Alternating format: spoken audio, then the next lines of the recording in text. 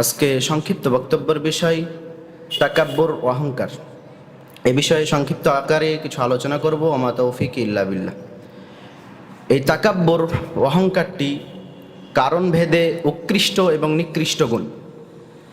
যখন এই গুণটি তাকাব্বুর আল্লাহ সুবহানাহু ওয়া তাআলার সাথে সম্পৃক্ত থাকে তখন একটি উৎকৃষ্ট গুণ হিসেবে থাকে।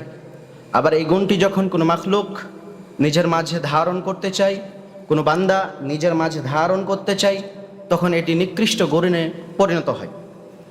আল্লাহ সুবহানাহু ওয়া তাআলা বলতে থাকেন, এটি হাদিসে কুদসি, যে আল কিবরিয়া রিদাই ওয়াল আযমাতু ইজহারি ফামান নাযাআনি ওয়াহিদাম মিনহুমা আদখালতুহু জাহান্নাম।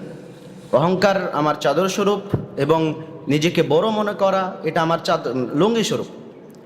ফামান নাযাআনি ওয়াহিদাম মিনহুমা, এই দুইটির কোনো একটি যদি কেউ নিজের মাঝে ধারণ করতে চাই, আদখালতুহু জাহান্নাম, আমি তাকে জাহান্নামে নিক্ষেপ করব। অত্র হাদিসে কুদসি দ্বারা আমরা বুঝতে পারলাম, যখন এই গুণটি আল্লাহ সুবহানাহু ওয়া তাআলার সাথে সম্পৃক্ত থাকে, আল্লাহ সুবহানাহু ওয়া তাআলার সাথে থাকে, তখন এটি একটি উৎকৃষ্ট গুণ হিসেবে থাকে। যখন এটি কোনো বান্দা ধারণ করতে চাই তখন একটি নিকৃষ্ট গুণে পরিণত হয়।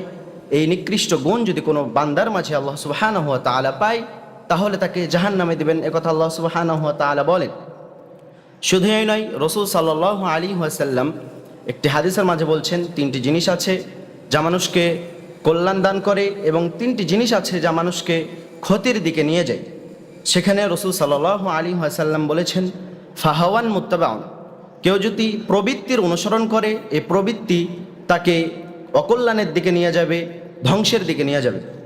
দ্বিতীয় নম্বরে রাসূল সাল্লাল্লাহু আলাইহি ওয়াসাল্লাম বলেছেন, ওয়াশুহুন মুতাউন, কেউ যদি কৃপণতাকে নিজের মাঝে ধারণ করে এই কৃপণতা তাকে ধ্বংসের দিকে ঠেলে দিবে, ধ্বংসের দিকে নিয়ে যাবে।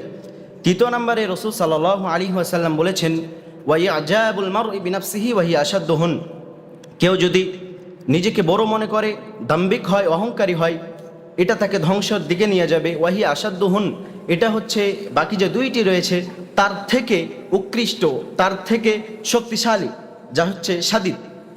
সম্মানিত উপস্থিতি, অত্র হাদিস দ্বারা বোঝা গেল যে রাসূল সাল্লাল্লাহু আলাইহি ওয়াসাল্লাম বললেন, এই গুণটি উৎকৃষ্ট যখন আল্লাহ সুবহানাহু ওয়া তাআলার সাথে সম্পৃক্ত থাকে এবং এই গুণটি নিকৃষ্ট যখন কোনো বান্দা এটা ধারণ করতে চায়। তা আল্লাহ সুবহানাহু ওয়া তাআলা আমাদেরকে অহংকারী দাম্ভিক ব্যক্তি হওয়া থেকে বেঁচে থাকার তৌফিক দান করুন। সকলে বলে আল্লাহুম্মা আমিন। এ বলে আমার সংক্ষিপ্ত বক্তব্য এখানে ইতি করছি। ওয়া আখিরু দাওয়ানা আনিল হামদুলিল্লাহি রাব্বিল আলামিন।